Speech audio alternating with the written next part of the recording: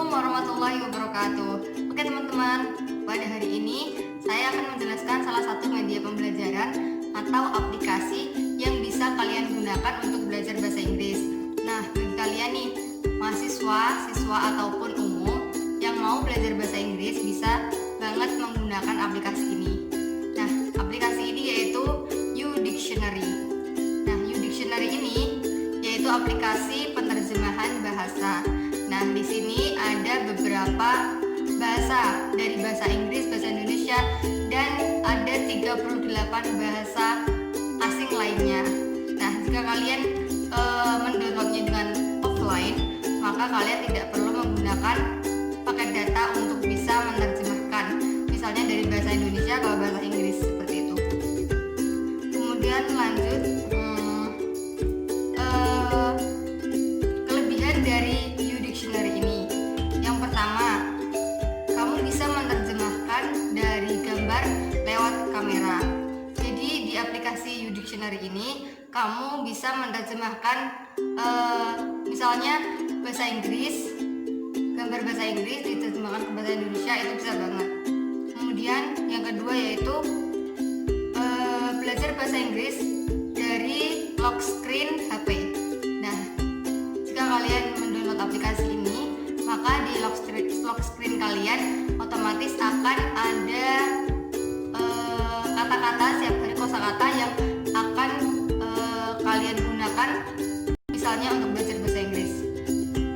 Kemudian yang ketiga yaitu bermain dengan menggunakan bahasa Inggris. Nah, jadi di aplikasi ini juga ada beberapa permainan yang menyenangkan yang bisa kalian coba ketika belajar di aplikasi ini. Yang selanjutnya yaitu skill apa yang berhubungan dengan YouDictionary ini.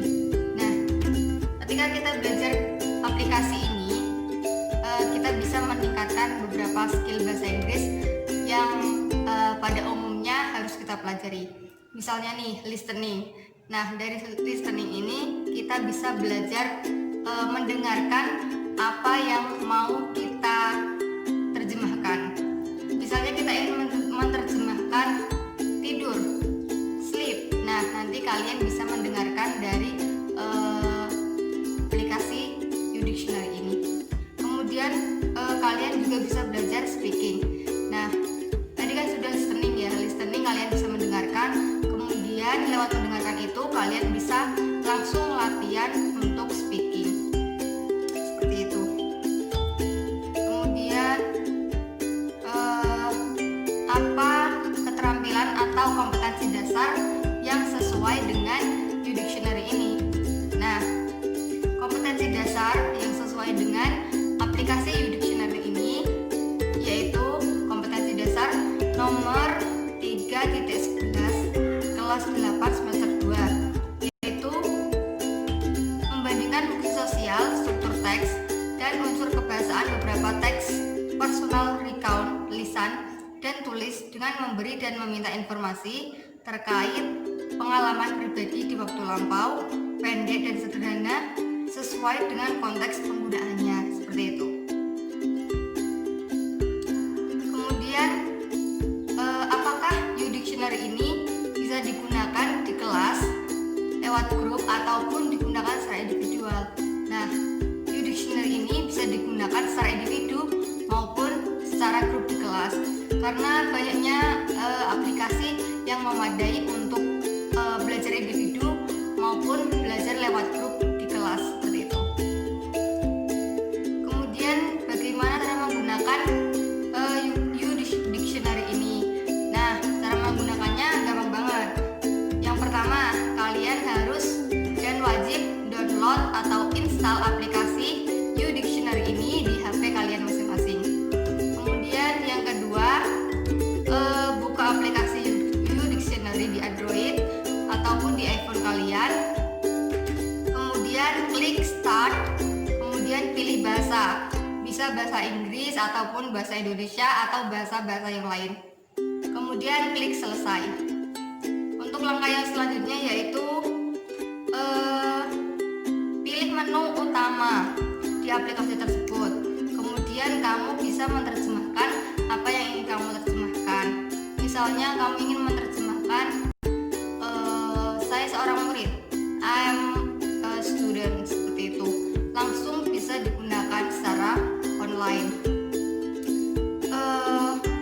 Setelah itu kamu bisa juga belajar bagaimana cara mengucapkannya atau pronunciation-nya di bahasa Inggris, seperti itu.